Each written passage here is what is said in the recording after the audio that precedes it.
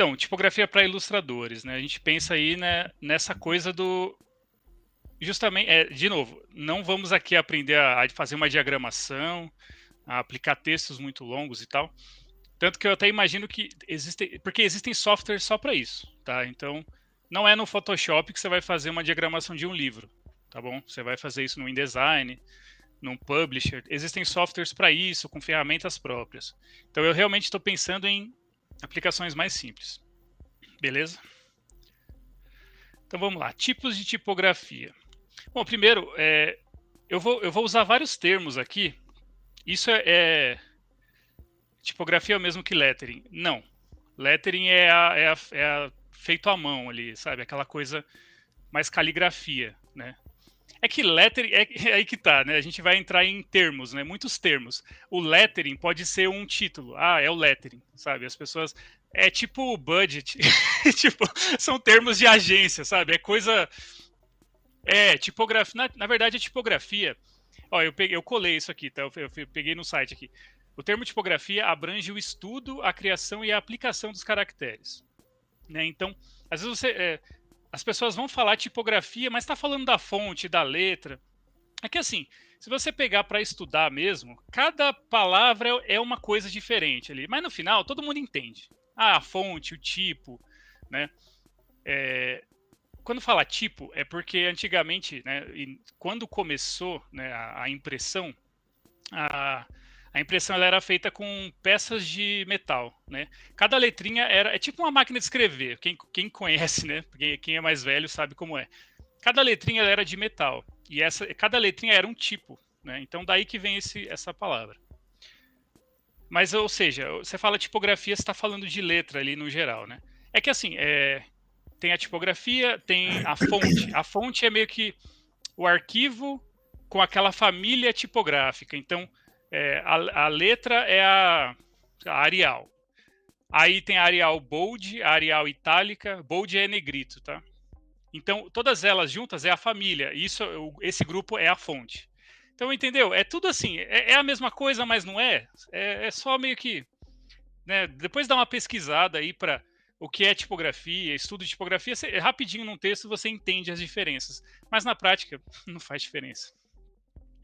Então, tipos de tipografia, né? Eu vou pegar as principais aqui são as mais, são as que existem mesmo. Existem outras assim, tipo essa coisa da cursiva, da caligrafia. A caligrafia não é tipografia, tá? Caligrafia é escrito à mão mesmo. Isso é caligrafia. Aqui a gente vai falar de texto mesmo aplicado, ou seja, no digital, no impresso, etc. Então vamos lá. Fonte serifada. O que é serifada? São as fontes com serifa, né? De novo, eu vou falar fonte, é letra, é tipografia, entendam como a mesma coisa, tá? O que são as serifa? Serifa é esse rabichinho que tem embaixo aqui, ó, tá vendo o Q onde eu estou circulando? Essa linhazinha aqui, esse pezinho na fonte é a serifa, né? Você vê que aqui no H também tem, ó, no T, o E. Tá vendo? Todas as fontes elas têm esse pezinho curvo. Para que serve isso? Na verdade, essas fontes elas passam ela tem uma característica mais formal e ela é utilizada para textos mais contínuos, textos contínuos e textos longos. Por quê? A serifa, quando você está lendo, ela cria uma linha, né? É como se ela criasse uma linha onde os seus olhos vão repousar ali. Então é uma leitura muito mais agradável, né? Então repara que textos muito longos, livro mesmo, né? Você pega um romance ali, geralmente é serifado, né? Porque é um texto que você vai ficar horas ali lendo, né? Você vai ler tipo 30, 50 páginas. Se for um texto sem serifa, ele não é tão confortável para ler, né? E às vezes você não consegue ler um texto tão longo justamente por não ser serifado, por não ser serifado, porque te cansa muito mais, entendeu? Porque não tem esse repouso para os olhos. Então, ela é muito mais clássica, ela tem essa coisa, né? Ela é mais séria, mais tradicional. Tanto que você vê o visual dela, ela é mais, né? Essa coisa mais elegante, né? Então, ela é principalmente para textos longos, mas, claro, ela pode ser usada para qualquer coisa. Mas quando você vai usar em textos, né, é o que você vai mais usar. Ela é a principal característica dela. Mas você pode usar para título, para qualquer coisa, tá? Todas elas você pode usar para títulos. Nem todas você pode usar para texto, né? Isso eu vou explicar. Essas aqui são as mais seguras, né? Tipo, você pode usar sem medo para textos, assim. Então aqui são só alguns exemplos, tá?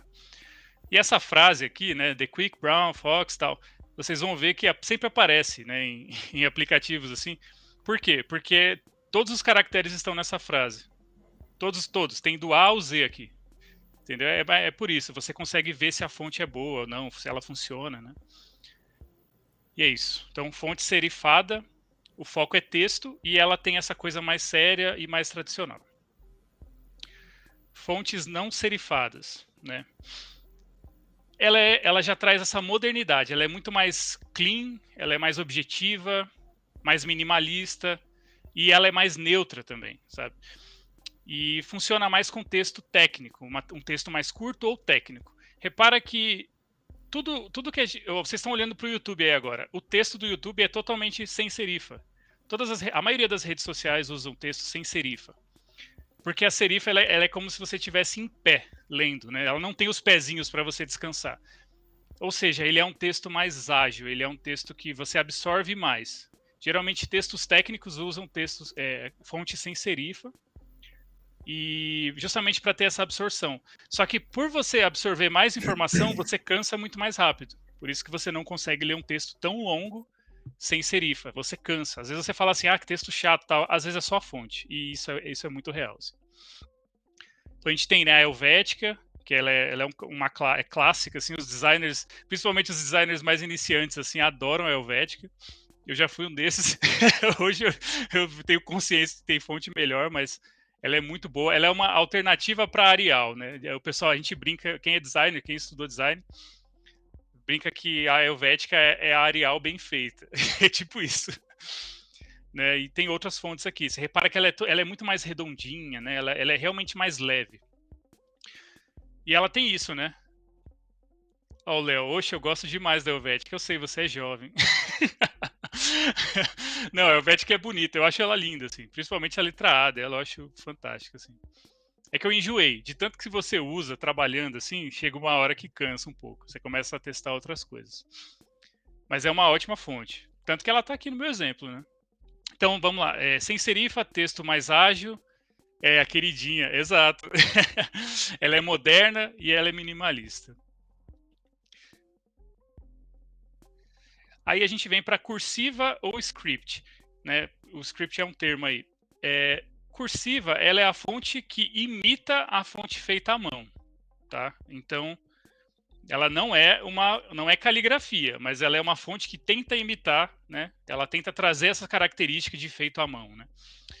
Essa aqui ela já tá vendo? Só as duas primeiras lá que são as fontes mais técnicas, assim, que você tem mais o que você vai realmente usar em textos longos, etc.